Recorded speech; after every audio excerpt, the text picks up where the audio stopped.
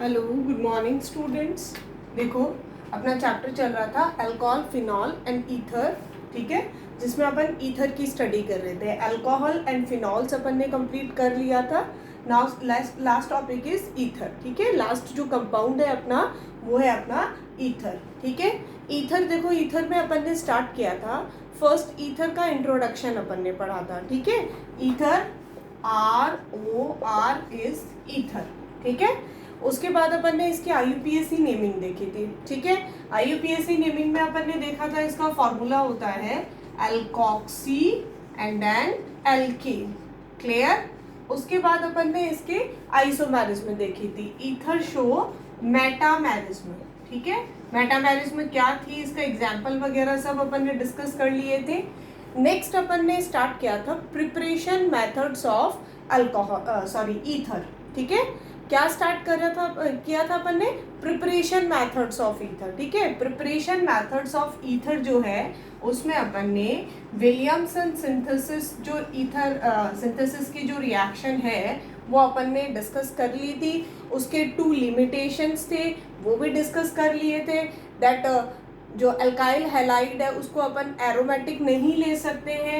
अगर अपन ने aromatic alkyl halide लिया तो यहाँ पे डबल बॉन्ड का फॉर्मेशन हो जाएगा और उसको ब्रेक करना बहुत ज़्यादा डिफिकल्ट होता है, क्लियर। उसके लिए बहुत ज़्यादा एनर्जी की रिक्वायरमेंट होती है। एंड सेकेंड पॉइंट अपन ने सेकेंड लिमिटेशन पढ़ी थी, अगर अपन ने अल्काइल हैलाइड कौन से टाइप का लिया, 3 डिग्री टर्शरी अल्काइल हैलाइड लिया तो वहाँ कौन सी रिएक्शन होगी, एलिमिनेशन रिएक्शन होगी।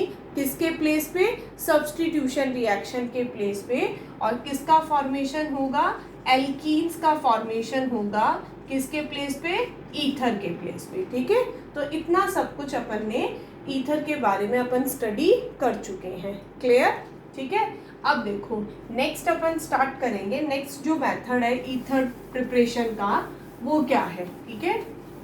चलो देखो, नेक्स्ट जो ईथर प्रिपरेशन का मेथड है वो है फ्रॉम एल्कीन्स। एल्कीन्स से अपन किस तरह से ईथर प्रिपेयर कर सकते हैं, तो देखो from alcohol CH3 CH2 and OH, ठीक है। थोड़ा ध्यान से देखना, ये जो रिएक्शन मैं आपको बता रही हूँ ये वैसे आपके पहले भी आ चुकी है और इसमें एक कंपैरिजन है, ठीक है, कि अगर अपन इतना टेम्परेचर लेंगे तो ये बनेगा और इतना टेम्परेचर लेंगे तो ये बनेगा, क्लियर। इसको यहाँ मैं टेम्परेचर पे इसलिए जोर दे रही हूँ क्योंकि यहाँ पे टेम्परेचर का ही मेन पॉइंट है, ठीक है, क्योंकि बहुत सारी रिएक्शन में, इन रिएक्शंस में ओनली टेम्परेचर मेंशन किया हुआ होगा आपको, ठीक है, और उसके बाद में कंप्लीट रिएक्शन आपको शो करनी है, क्लियर। देखो अगर इस कंपाउंड का ध्यान से देखना बेटा, अगर आपके पास ये कंपाउंड है, कौन सा कंपाउंड है ये, अल्कोहल, ठीक है, 1 डिग्री अल्कोहल है, ठीक है। अब इस 1 डिग्री अल्कोहल की अगर आपने H2SO4 की प्रेजेंस में, H2SO4 इज सल्फ्यूरिक एसिड, ठीक है, H2SO4 की प्रेजेंस में कितने टेम्परेचर पे, 443 केल्विन टेम्परेचर पे अगर आपने इसको हीट किया है, कितने टेम्परेचर पे, 443 केल्विन टेम्परेचर पे, ठीक है। अगर 443 केल्विन टेम्परेचर पे आप अल्कोहल को हीट करोगे, गर्म करोगे, तो यहाँ क्या होगा, OH, ठीक है। इसको अगर अपन इस तरह से लिखें, अल्कोहल, ये हुआ OH, ठीक है, ये पोजीशन अल्फा, ये वाली बीटा, यहाँ से क्या बाहर निकला, एक H बाहर निकला, यहाँ से एक OH बाहर निकला और क्या रिलीज हो गया, H2O, ठीक है, जिसको अपन ने पढ़ा था डिहाइड्रेशन रिएक्शन में। कौन सी रिएक्शन, डिहाइड्रेशन। इसके अलावा इसको बीटा एलिमिनेशन भी बोलते हैं, ठीक है।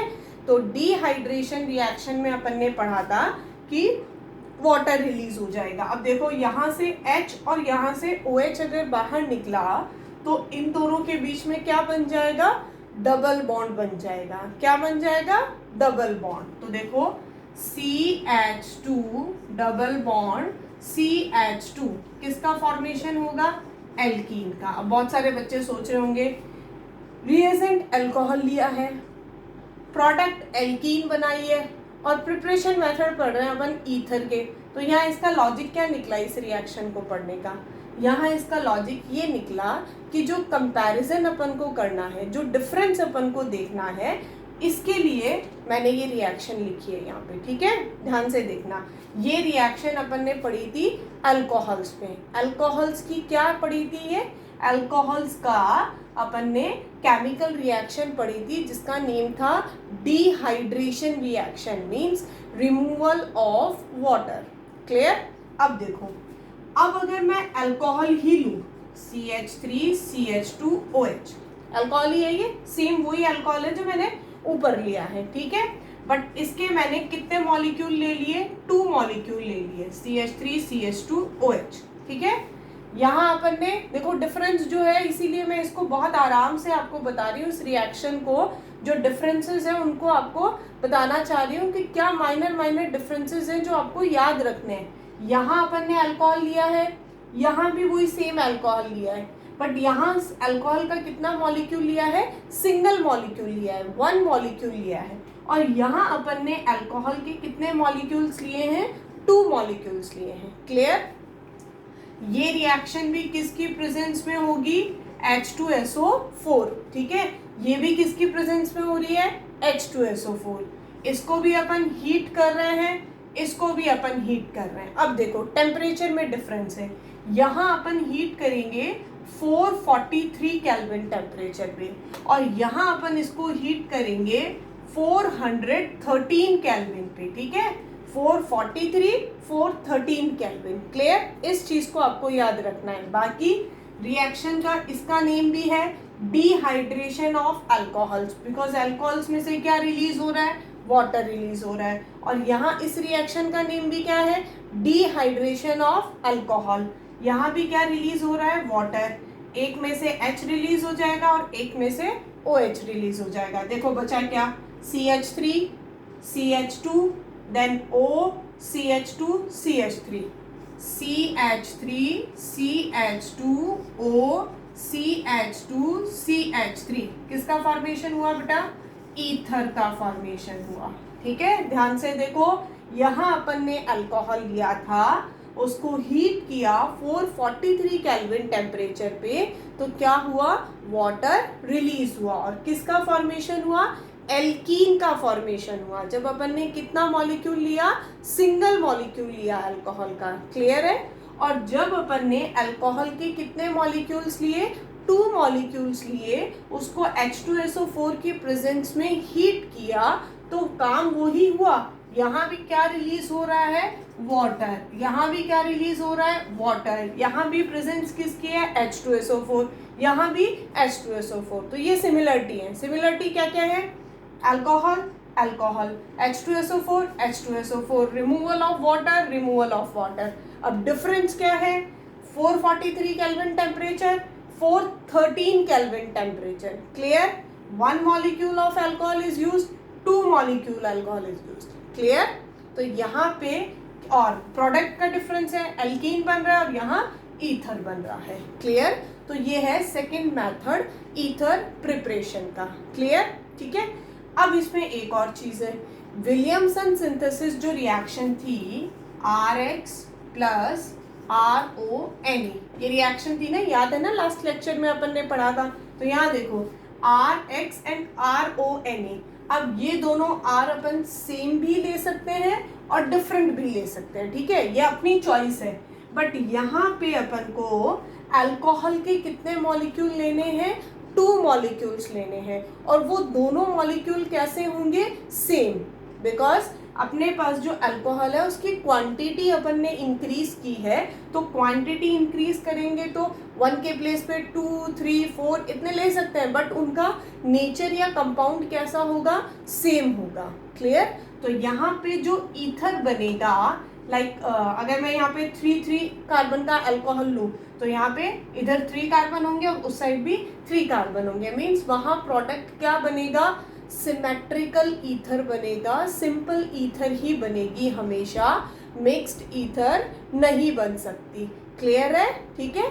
तो इस ये जो मेथड है फ्रॉम अल्कोहल और डिहाइड्रेशन ऑफ अल्कोहल, इससे अपन सिमेट्रिकल ईथर बना सकते हैं, अनसिमेट्रिकल ईथर का फॉर्मेशन नहीं कर सकते हैं। ठीक है, अनसिमेट्रिकल ईथर का फॉर्मेशन करने के लिए अपन को कौन सी रिएक्शन करनी पड़ेगी?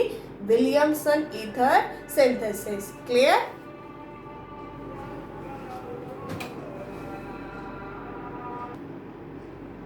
तो यहाँ अपन ने अल्कोहल के थ्रू ईथर प्रिपरेशन के मेथड्स जो हैं वो स्टडी कर लिए। ठीक है, तो ये प्रिपरेशन मेथड, इसमें ओनली 2 प्रिपरेशन मेथड्स ही है। ठीक है, चलो नेक्स्ट देखो। नेक्स्ट अपन डिस्कस करेंगे फिजिकल प्रॉपर्टीज ऑफ ईथर। ठीक है, फिजिकल प्रॉपर्टीज क्या क्या है ईथर्स की। ठीक है, तो देखो फिजिकल प्रॉपर्टीज ऑफ ईथर जो है उसमें देखो बेसिकली अपन 2 ही फिजिकल प्रॉपर्टीज के बारे में डिस्कस करते हैं। First is boiling point and second is solubility. ठीक है, तो देखो फर्स्ट अगर बॉइलिंग पॉइंट की बात करें तो ईथर में क्या होता है, देखो ROR। ठीक है, ऑक्सीजन की इलेक्ट्रोनेगेटिविटी क्या होती है बेटा? ज्यादा होती है। ठीक है, तो यहाँ पे पार्शियली नेगेटिव आएगा और यहाँ पे पार्शियली पॉजिटिव आएगा। ठीक है, अब इस वाले बॉन्ड की बात करें तो यहाँ पे partial positive charge, negative charge increase हो जाएगा बिकॉज ये इधर वाले से भी लेगा, और इस पे पार्शियली पॉजिटिव चार्ज आ जाएगा। ठीक है, तो देखा जाए तो इसमें भी कौन सा अट्रैक्शन होगा? डाइपोल डाइपोल अट्रैक्शन होगा। ठीक है, बट यहाँ पे 2 R ग्रुप्स होते हैं। ठीक है, और 2 R ग्रुप्स, दोनों ही R ग्रुप कैसे हैं बेटा?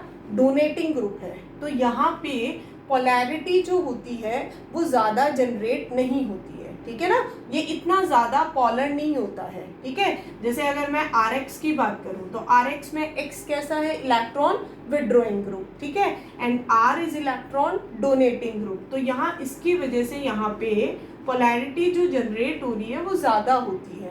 ठीक है, यहाँ पे विड्रॉइंग ग्रुप, डोनेटिंग ग्रुप ज्यादा है और विड्रॉइंग ग्रुप कम है, तो यहाँ पे इतनी ज्यादा पोलैरिटी जनरेट नहीं होती है। ठीक है, तो होता तो यहाँ भी कौन सा अट्रैक्शन है? डाइपोल डाइपोल अट्रैक्शन ही होता है, बट उस डाइपोल डाइपोल अट्रैक्शन का जो स्ट्रेंथ है, जो नेचर है, वो इसके कंपैरिजन में वीक होता है। क्लियर है? समझ आ गया? अब देखो मैं जितने भी कंपाउंड्स हैं उनका सबका बॉइलिंग पॉइंट लिख रही हूँ। अल्कोहल्स में भी मैंने आपको पूरा बताया था वापस, अभी भी फिर से बता रही हूँ। ठीक है, ध्यान से सुनना बिकॉज ये बहुत इंपॉर्टेंट टॉपिक है बेटा। अगर मैं बात करूँ CH4 की, ठीक है, CH4 मीन्स एल्केन्स की। ठीक है, तो एल्केन्स जो होता है उनका बॉइलिंग पॉइंट सबसे कम होता है। ठीक है, ड्यू टू वॉन डर वाल फोर्सेस। ठीक है, वॉन डर वाल फोर्सेस की वजह से इसका जो इंट्रैक्शन होता है वो सबसे वीक होता है। ठीक है, इससे ज्यादा स्ट्रॉन्ग किसका होगा?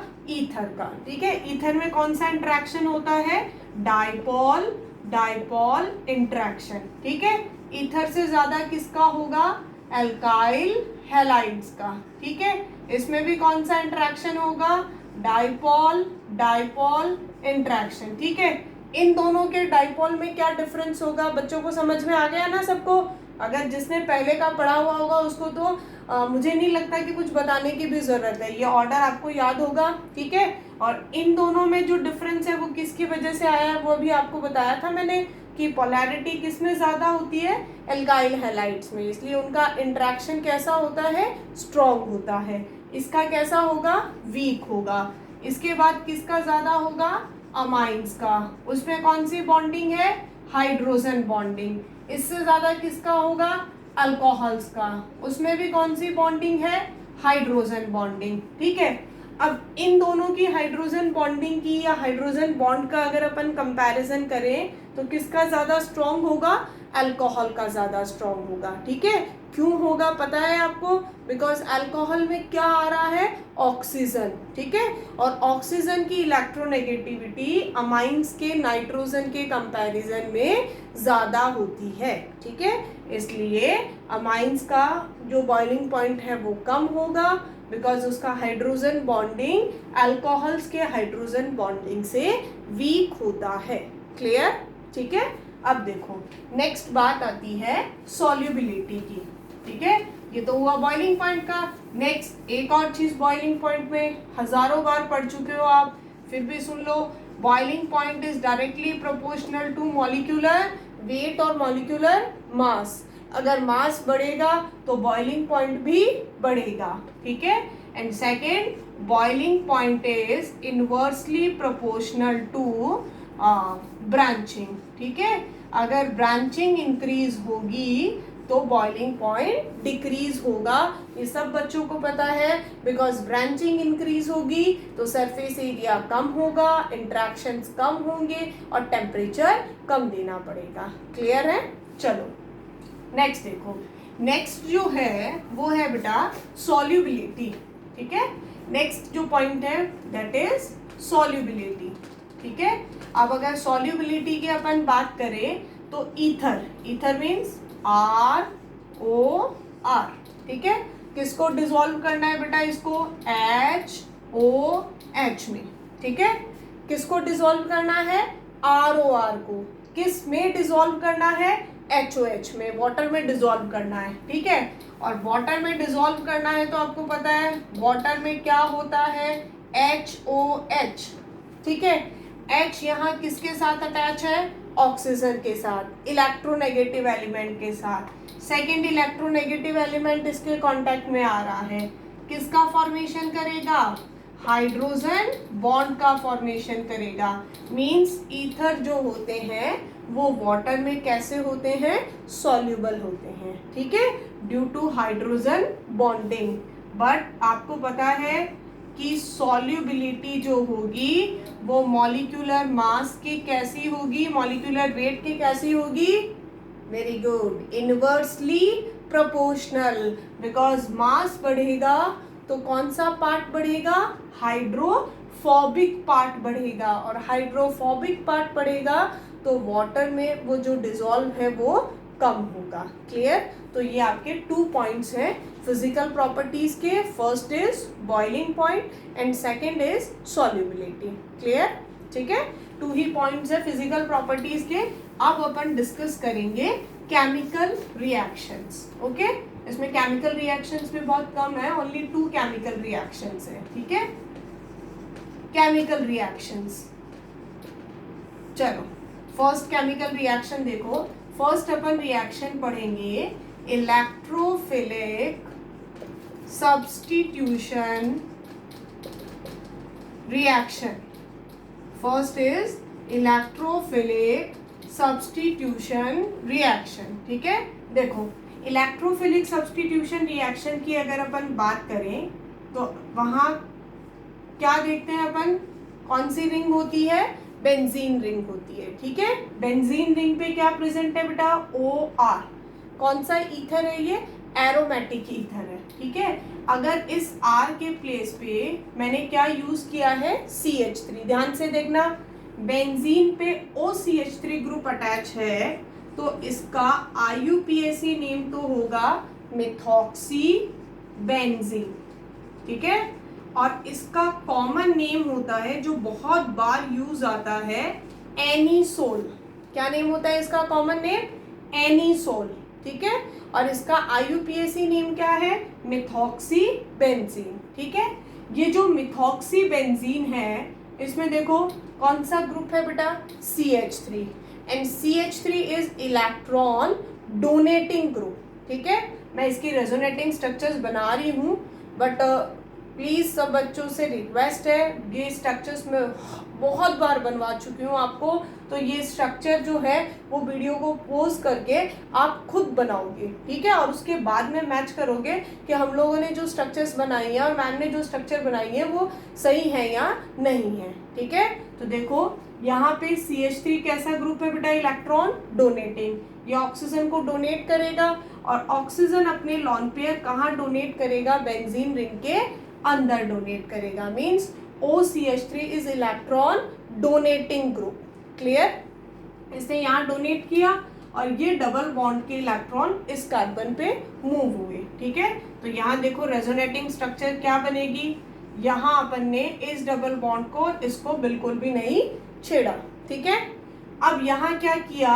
ऑक्सीजन ने अगर अपना लॉन पेयर डोनेट किया तो ऑक्सीजन पे कौन सा चार्ज आएगा, पॉजिटिव चार्ज, और ये डबल बॉन्ड यहाँ शिफ्ट हुआ तो यहाँ आएगा negative charge. Then negative charge convert into double bond and double bond convert into negative charge. Clear? क्या रेजोनेटिंग स्ट्रक्चर बनेगी नेक्स्ट? जो अपन ने चेंज नहीं किया उसको लिख दो as it is, OH positive. ये चीज अपन ने चेंज नहीं की, अब चेंज क्या किया अपन ने, negative charge convert into bond and bond convert into negative charge. Clear? Then negative charge convert into bond and bond convert into negative charge. Clear? क्या रेजोनेटिंग स्ट्रक्चर बनेगी, benzene ring, then double bond,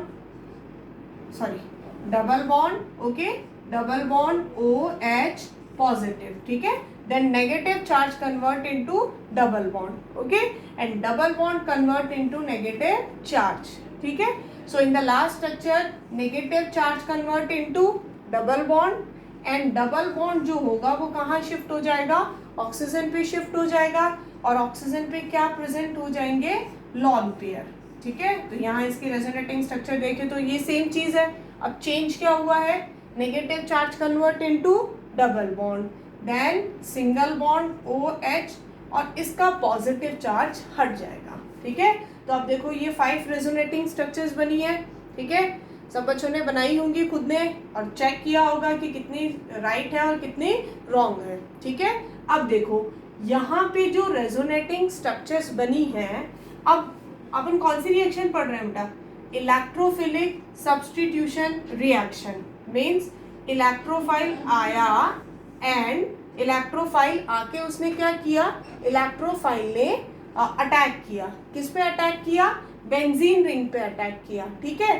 तो ये जो group है वो कौन से position पे नेगेटिव चार्ज क्रिएट कर रहा है, ortho position, para position and ortho position, ठीक है। तो इलेक्ट्रोफाइल कौन सी पोजीशन पे अटैक करेगा, ऑर्थो एंड पैरा पोजीशन पे। Clear? So ortho and para directing group है ये। कौन सा ग्रुप है ortho and para directing, anisole, ठीक है। 2 टाइप के प्रोडक्ट्स बनेंगे, ortho product and para product, ठीक है। ऑर्थो कहाँ होगा, 1-2 पोजीशन पे, मींस उसमें क्या होगा, रिपल्शन ज्यादा होगा। कैसा प्रोडक्ट होगा वो, माइनर प्रोडक्ट होगा। क्लियर? एंड पैरा वाला जो होगा उसमें रिपल्शन कम होगा। कैसा प्रोडक्ट होगा वो, मेजर प्रोडक्ट होगा। क्लियर? तो ये बात हुई इलेक्ट्रोफिलिक सब्स्टिट्यूशन रिएक्शन की कि वो नेचर कैसा शो करेंगे। क्लियर? अभी अपन ने इलेक्ट्रोफिलिक सब्स्टिट्यूशन रिएक्शन स्टार्ट नहीं की है, ठीक है। अब अपन कितने इलेक्ट्रोफिलिक सब्स्टिट्यूशन रिएक्शन पढ़ेंगे यहाँ पे, 5। First halogenation, second nitration, third sulphonation, fourth Friedel-craft alkylation and fifth Friedel-craft acetylation, ठीक है। तो यहाँ पे इसमें सिर्फ ये 5 रिएक्शंस है और एक फर्दर केमिकल रिएक्शन और है, इसके बाद में ये चैप्टर कंप्लीट है। ओके।